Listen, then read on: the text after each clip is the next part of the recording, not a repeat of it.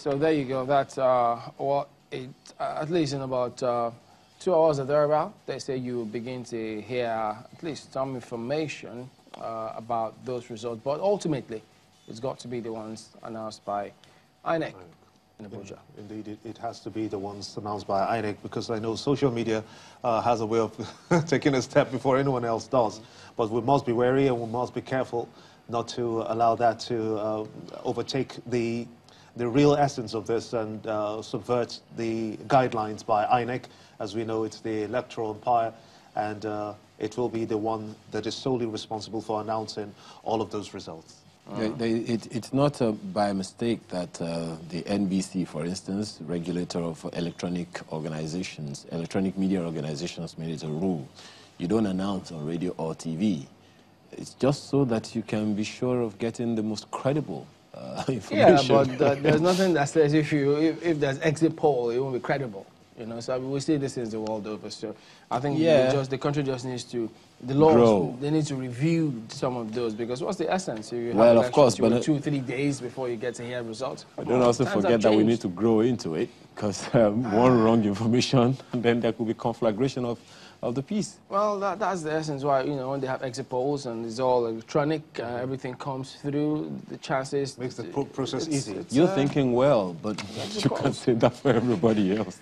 Well, we'll look forward to that day. But yeah, we're still reviewing the scenarios as they played out yesterday. We have had some responses from INEC, but let's, don't forget, it's a huge, large, different parts of the country coming in with different scenarios. But let's head now to introduce our panelists this morning. We've got, we have Lawrence Alobi, who is former commissioner of police. He joins us from our studios in Abuja.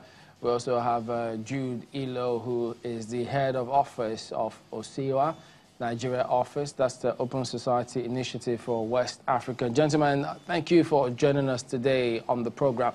Well, Jude, your team were also out there taking a look at the scenarios, the conduct of elections as they are playing out.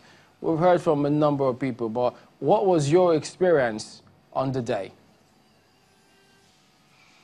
Well, Chamberlain, has been quite an interesting day of ours, you know, since we're now on the second day of the election, post-election day. I think we should start off by, again, acknowledging the massive dedication, the resilience, the patriotism and the patience of Nigerians who are following the postponement of elections, still came out, you know, in their numbers to the polling stations. I think we cannot say it enough that every day the Nigerian people give reasons why we need to believe in this country, why this country is worth fighting for. So I think I'm really, really, really excited and humbled by the level of dedication and resilience of Nigerians on the election day, in spite of all odds. But having said that, I think it is a mixed bag of outcomes from yesterday. It's sad to note that as at this morning, in terms of people killed, the number is at about 25 as of this morning. So 25 Nigerians lost their lives simply because we were doing a general election. And that, in my view, is totally unacceptable, and it's actually shameful that at this point in our nation's life, these things are still happening. There was reports of failure of card readers in some parts of the country. There were reports of people coming in to disrupt voting in parts of the country. We hear the story of violence in Lagos and Port Harcourt. These events, of course, give us the reason to worry, you know, about the progress we've made as a country when it comes to election. And of course, the challenge of the logistics. Again, less than 50% of the polls opened before 9 o'clock. That again is also worrying. And increasingly, we begin to wonder whether, as a country, we are then able to get past this logistic challenge we have practically in every election we hold in the country.